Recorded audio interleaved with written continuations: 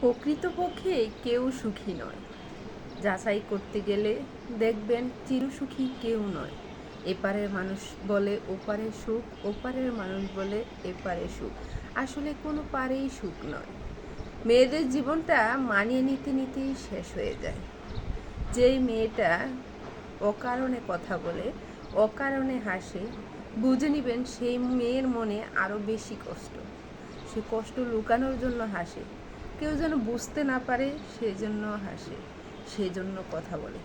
যে মেয়েটা সারাদিন অন্যকে জ্ঞান দিবে ভালো থাকার জন্য, ভালোভাবে চলার জন্য, সেই মেয়েটা দিন শেষে নিজের জন্য কান্না করে।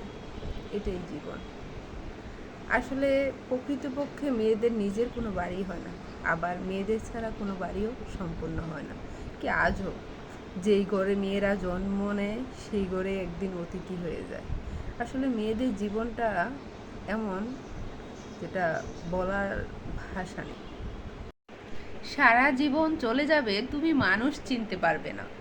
মানুষ চিনা এতটাই ডিফিকাল্ট। তাই বলবো, যে যেমন তার সাথে তেমন হও। মানুষ চিনতে পারবে না, সারা জীবন পেরিয়ে যাবে, তুমি মানুষ চিনতে পারবে না। যে যেমন তার সাথে তেমন হয়ে যাও। ভালো থাকার সবচেয়ে সিক্রেট কি জানেন? নিজেকে নিয়ে সন্তুষ্ট থাকা, নিজের যা আছে তা নিয়ে সন্তুষ্ট থাকা। আপনি যদি বলেন যে আমার এই নেই সেই নেই, তবে আপনার চাওয়া কোনোদিন শেষ হবে না, আর আপনি কোনোদিন ভালো থাকতে পারবেন না। আর আপনি যদি নিজের যা আছে নিজেকে নিয়ে সন্তুষ্ট থাকেন, নিজেকে ভালোবাসেন, দ্যাটস এনাফ। একদিন আপনার চাওয়া পূরণ হয়ে যাবে, একদিন সব ঠিক হয়ে যাবে। আপনি নিজেকে ভালোবাসতে শিখুন, নিজেকে ভালোবাসেন, দেখবেন আপনার থেকে চিরসুখী আর কেউ হবে না। ভালো রাখার, নিজেকে ভালোবাসার, ভালো রাখার একটাই সিক্রেট, সন্তুষ্টি লাভ করা, নিজের প্রতি নিজের সন্তুষ্টি থাকা যে আপনি ভালো আছেন। এফবি জগতে যা দেখেন, আমরা এফবি জগতে যা দেখাই, ফেসবুকে যা দেখাই, সেটা হচ্ছে বিজ্ঞাপন। আর যেটা দেখাই না সেটা হচ্ছে বাস্তব জীবন, রিয়েল লাইফ। আপনার রিয়েল লাইফে কি ঘটে আপনি সেটা কখনোই মানুষকে বুঝতে দেবেন না। কিন্তু আপনি যেটা এফবিতে শেয়ার করেন সেটা হচ্ছে আপনার লোক দেখানো।